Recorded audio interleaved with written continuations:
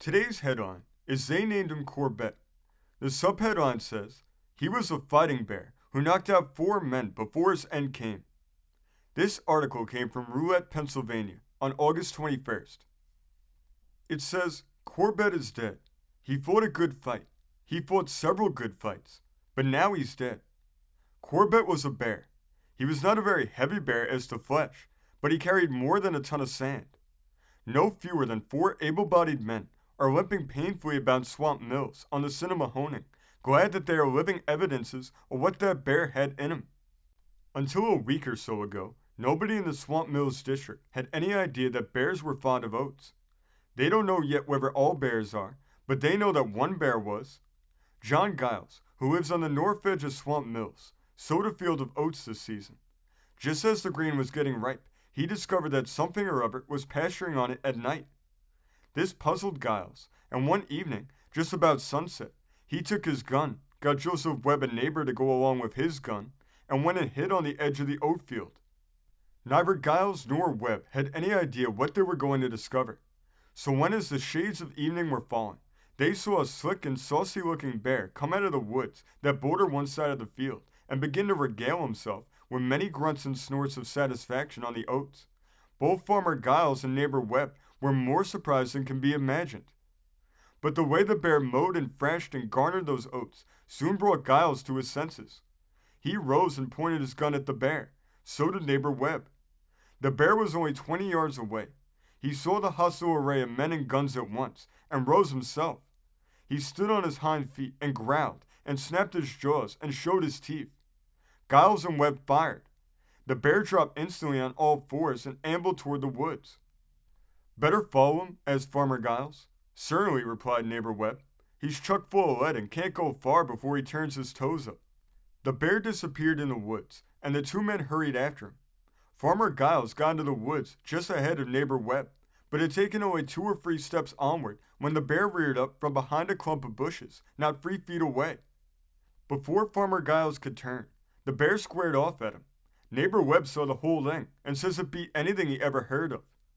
The bear let out with his right paw and caught Giles on the chest, and as Giles was falling under the blow, Bruin got another one in the short ribs with his left, sending Farmer Giles to grasp the neatest kind. But the bear then fought foul. He jumped on Giles, holding him down with both forepaws on his breast, while he began to chew at Giles's neck. To save his neck, Giles thrust his left forearm in the bear's mouth, and the bear was chewing away on that, when neighbor Webb became aroused. He banged away with the remaining charge in his gun, but his hand must have been unsteady, for the charge didn't seem to lodge anywhere in the bear, which kept on chewing at Giles's arm. Then neighbor Webb stepped up and gave the bear a whack over the head with his club gun. The bear evidently felt that, for he left his chewing of Giles and turned on Webb. He gave an exhibition of his sparring talent similar to the one he had shown in his round with Farmer Giles. And the result was the same. Neighbor Webb went down so sudden and so hard that together with the blow on the side of his head and the jar of his fall, he was knocked so nearly unconscious that he only half realized that the bear was gnashing away at his right leg.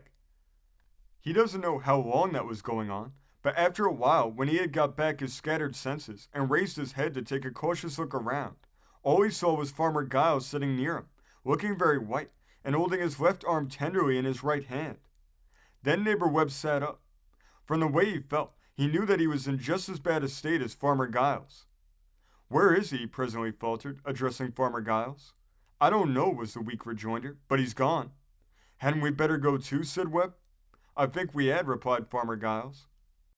But that was easier said than done. Farmer Giles had hurt his hip in falling, and his left arm was bleeding and swollen where the bear had bitten it.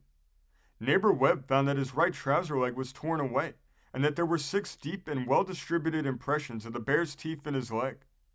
Both men were lame and weak, but they managed to limp the half-mile home, but were unable to take their guns along.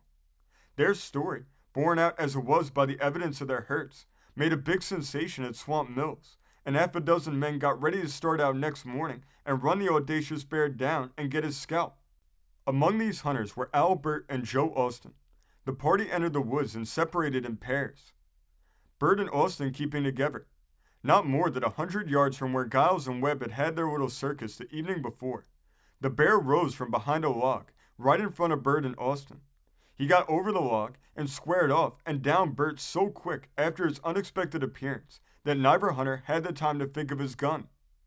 As Bert fell beneath the bear's blow, Bruin tramped over him and came for Austin, who took aim to send a bullet into the bear as it rushed upon him. The gun snapped. With one sweep of its paw, the bear sent the weapon flying from Austin's hands, and with another one, straight from the shoulder, knocked Austin flat as a flounder. The moment Bert was knocked down by the bear, he began to yell at the top of his lungs. His cries were heard by John Bert, his brother, who was one of the party, and he came tearing toward the spot. The sound of his crashing through the brush scared the bear, and it hurried off in the other direction, without visiting his rage any further on Bert and Austin.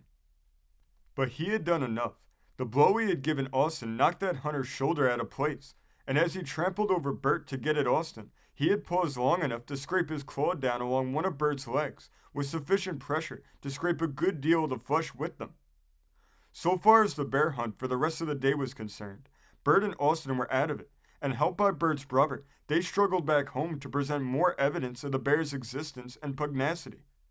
The 3 remaining hunters beat the woods all day, but got no further trace of the bear. By this time, the prowess of the bear was known all through that district, and they gave him the name of Corbett. As the fame of the pugilistic bear spread, the dwellers about Swamp Mills became the more anxious to get the upper hand of him and do him up. Nothing was heard of the bear for 2 or 3 days, and then a teamster who had been out to the Casey Camp woods came in with startling news. "Corbett has been tackling Sim Goodhue up nigh the Casey Camp," said he, "and if it hadn't been for Casey, Sim would have been knocked out for good." The teamster's story was that Sim Goodhue was going down the old Dugway Road leading across his ford near Casey's camp, and as he turned the sharp bend in the road just this side of the ford, he came square face to face with a bear that had started to cross the road. The bear got right up on its hind feet and began to square off at Sim, who was too scared to run or holler. He knew it was the bear Corbett, and that was enough. The bear knocked Sim down, and there didn't seem to be any doubt in the teamster's mind that Corbett would have ended him then and there if it hadn't happened that Casey was just at that time on the way from the ford to the camp, having with him a new cross-cut saw, which was thrown across his shoulder. He came on the scene just as the bear was clawing and chewing at Sim Goodhue as he lay in the road. Casey unslung the long, keen-toothed saw from his shoulder, and dropping its edge across the bear's back, began sawing away as if he were cutting a log in 2. The teeth dropped straight down into the bear's flesh, and Corbett jumped off of Sim with a howl and grabbed the saw. Casey held on to his end of it and pushed and pulled and worked it for all it was worth. The bear's fur flew from under the teeth of the saw, and the blood began to spurt from his legs and paws, where he had grabbed the biting steel blade in his effort to squeeze it or wrench it out of Casey's hands. A few seconds of contact with the saw was enough for Corbett, and he dropped it and tore away into the woods, howling with pain and leaving a trail of blood. Sim Goodhue didn't move through all this, and Casey found that he was unconscious and badly hurt. He carried him to Cross's house at the ford, and they brought him around, but he will not be able to resume his job at Casey's camp for a week yet. This last exploit of Corbett increased the anxiety of the swamp millers to lay him low, and last Friday, a dozen or more of them started with guns and dogs for the woods around Cross's ford, determined to follow the fighting bear until they bagged him, if it took a month. But they were too late. The bear had raised Casey's dander, and when he got Sim Goodhue in shape after Sim's experience with Corbett, Casey shouldered his rifle, took the trail of blood the bear had left as a reminder of his bout with the cross-cut saw, and followed it into the woods. It led him 4 miles without stopping until it got to Benson's big laurel patch. There it went in, and Casey went around the patch and found that it hadn't come out. Then Casey camped on the south side of the patch for the night. At daylight next morning, he was up and stirring. The bear hadn't come out of the patch, and so Casey went in. He hadn't gone far before up rose Corbett and stood ready for a round with Casey. The bear didn't wait for Casey to pitch in, but went for him after the manner in which he had gone for all the rest of the men he had knocked out during the week. But Casey was different. He put a rifle ball in the bear's throat and one in its heart before the shaggy fighter had taken 2 steps, and Corbett tumbled in the laurels dead. When the party of hunters from Swamp Mills got to Cross's ford, the dead bear and Casey had been there an hour. The bear was a little one to be so savage. it weighed but 210 pounds. But that wasn't his fighting weight, exclaimed Joe Austin, nursing his broken shoulder when he heard of the bear's death. That bear's fighting weight wasn't less than a ton. This story came from the great state of New York, being reported in the Sun of September 2nd, 1894. Thank you for joining us today. If you want to continue to uncover all of America's lost and forgotten history, then remember before you leave to hit the subscribe button, hit the notification bell, and remember to like and comment below. And we will see you next time on Americana Archives.